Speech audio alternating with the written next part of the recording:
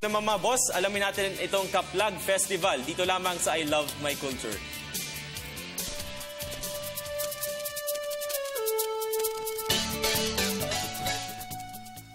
Sa pamumuno ni Father Harold Rentoria, Executive Director ng Organizing Committee para sa 2015 Kaplag, ay naghandog ng isang evangelization upang maunawaan kung paano nagsimula ang Kaplag na ginanap sa NCCA Conference Room. Napakalaga ng celebration ng Kaplag sa atin sa mga Pilipino.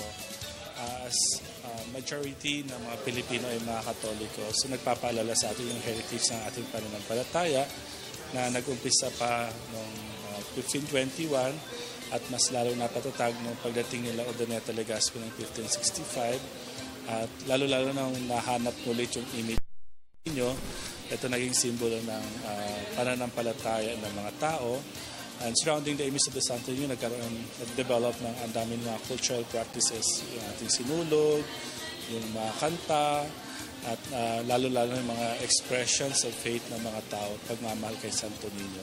And of course, dahil ang Santo Niño, image ng Santo Niño dumating ng 1521, nahanap ng 1565, so this is considered as the oldest religious icon in the Philippines. So sabi ko nga, kahit hindi siya officially declared as National Cultural Treasure, pero ito ay ating National Cultural Treasure. At hindi natin may pagkakaila na tunay nga na pamana ng ating mga ninuno. Kasi yung ating mga Pilipino noon, inalagaan nila mabuti ang image ng Santo Niño. Kaya hanggang ngayon, nakikita natin ito sa Cebu. So kaya sinaselebrate ngayon natin ngayon 450 years ating pananampalataya kay Heso Cristo na si Señor Santo Niño. Ayon kay Father Rentoria, head ng National Commission for Culture and the Arts Subcommission on Cultural Heritage, na ang Kaplag ay di lang tungkol sa Agustinians o devotion sa Santo Niño, pero ito ay para sa ating lahat ng mga Filipino, ang gift of faith mula sa ating forefathers. Ang celebration po ng Kaplag nagpapaalala sa ating pananampalataya na pamana ng ating mga ninuno sa atin.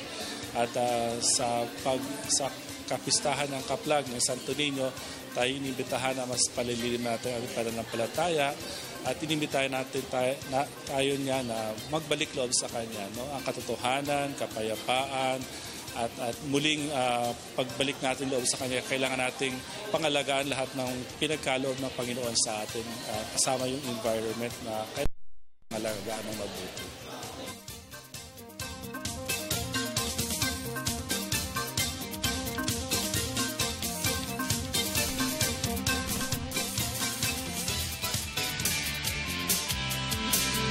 Ayan, marami na naman tayong natutunan sa I Love My Culture.